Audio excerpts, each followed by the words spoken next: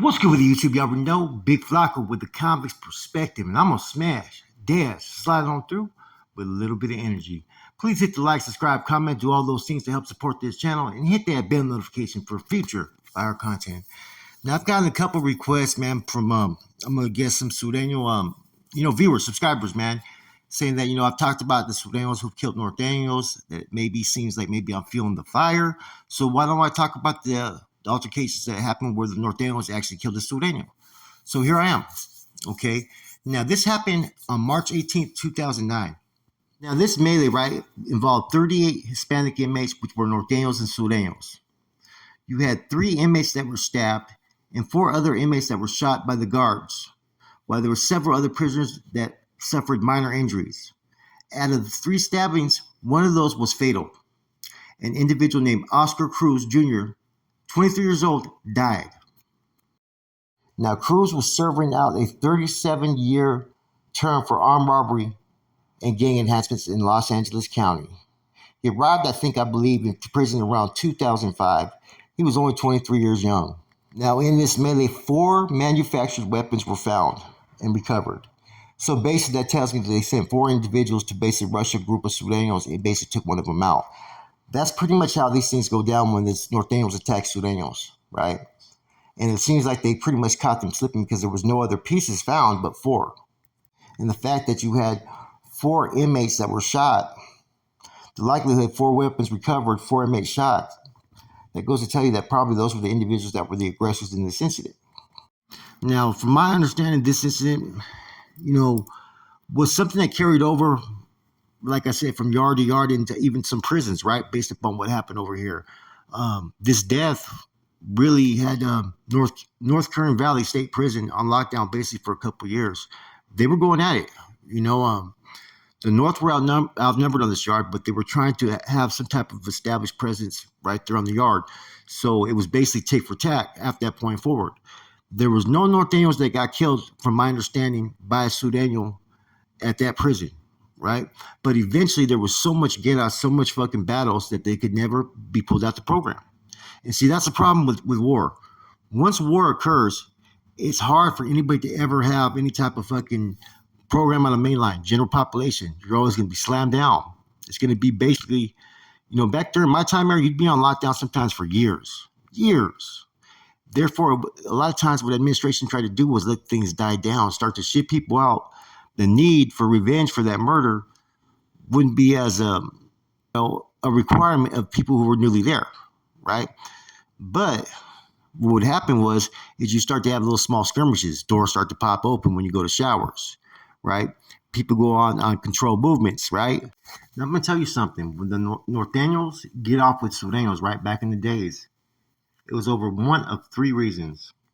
Now, back in the days when Norteños used to move on Sureños, right, and strike first, it was done out of 1 or 3 reasons, right? Okay, I'm going to give you those reasons. 1, it was either the Southsiders program had certain leaders that they felt were a threat.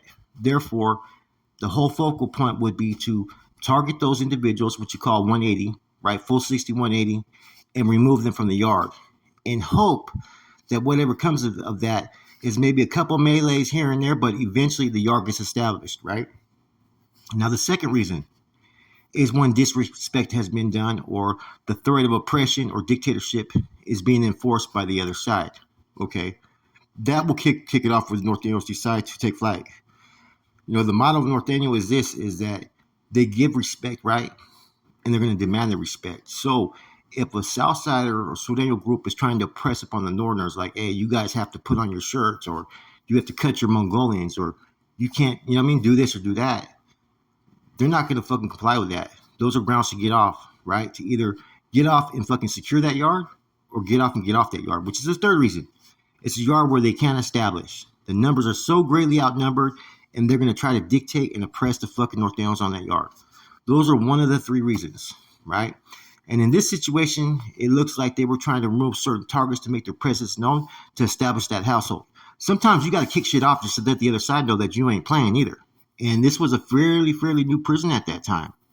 Okay, so my understanding, a lot of it had to do with trying to establish their presence there while they were meeting resistance from a lot of the Southsiders there. So they had to do what they had to do to fight to try to establish themselves on that yard, which eventually they got moved out. You will never ever hear that the Sureños decided to rush because the Nortenos were trying to dictate their program or were trying to oppress them or abuse them or mistreat them. You will never hear that, right? But you'll hear that about the Southsiders. You'll hear that they were trying to dictate the program, trying to get the Northerners to comply. That you will hear. Like I said, I don't know the back history of this story, right? Oscar Cruz Jr., I don't know where he's from. I do know he's from Los Angeles County, right?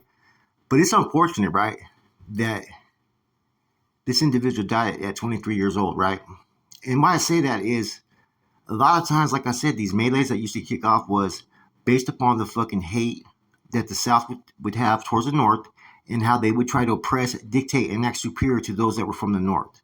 How can you fault a group that you already fucking outnumber them for them standing up to anybody who's trying to fucking stop them from their equal treatment? How could you really fault that? And that's kind of like I said, that to me wouldn't be a worthy thing to die for, man. What, to gangbang on a fucking prison yard, to be a bully? Because the other side said, fuck this, we're not going to take that. I mean, like I said, a lot of this shit's been unfortunate for years that has happened, man. And it's always been a superior complex that certain individuals have towards others. Like a lot of people were looking at the Nortenos as inferior, only because they had the numbers. But they never took into account that the structure and discipline and warfare tactics and schooling that a lot of these soldados had would give them a fairer advantage than people could fucking understand. That's why, lo and behold, you had one individual killed in 2009 and another individual killed in 2012 and a whole other incident at another prison. Now, the fact that a Sureño was killed, right, the Sureños were never going to let the Nortenos program on that yard till they got their runbacks on that. And that's why they went to war for so long. And a lot of those cats Nortenos got transferred to places like fucking New Corcoran and whatnot. And that's why it erupted again, kind of. You know what I'm saying? There were some situations where the Nortenos got the bad end of the sticks in these riots. It was Guerra. In the Central Valley, those prisons right there, from 2009 to 2013, it was war.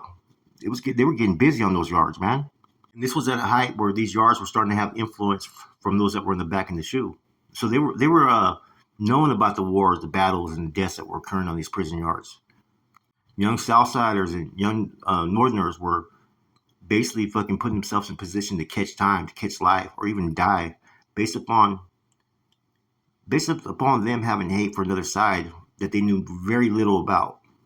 You know, and all people have to do is go back to history, right? Look at your Cinco de Mayo, the reasons why you celebrate it every year, right?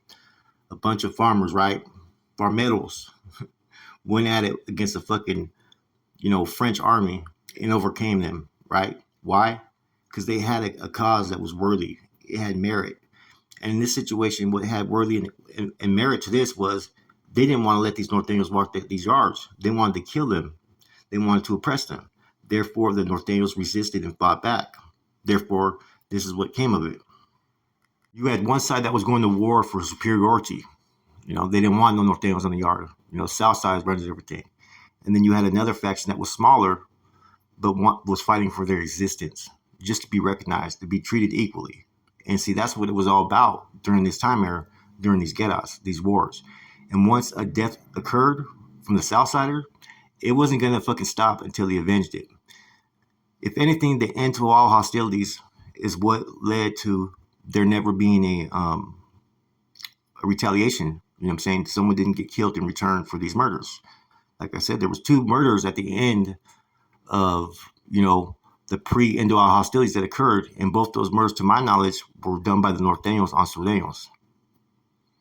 Now, there was numerous stabbings and stuff, people paralyzed and, people losing limbs and stuff like that occurred during this war, right? But that's where they left off previously before the end to all hostilities, And someone said that I have to be, transparent and just put things out there across the board. So I am, this is what occurred. But there was different factors in this. Like I said, you had one side that wanted to be superior, that didn't want to give the Norteños any space to be on their yards, where the Norteños were on these yards fighting for their existence. I'm going to touch base on the one that happened in Corcoran, man. That happened, I think, around 2012 at SATF. And I'm gonna go into details more about that one, man. This is just a brief spill, man. And like I said, it's unfortunate what happened, man. You know, when you lose a life, right, in battle, you want it to be lost for a just reason. You know what I'm saying? And there's never a just reason in prison for anybody to die, man. You got just people who are playing God, who think they're better than the next man, and it's all fucking basically a fucking chess move. With that said, it's your boy Flacco. I'm gone.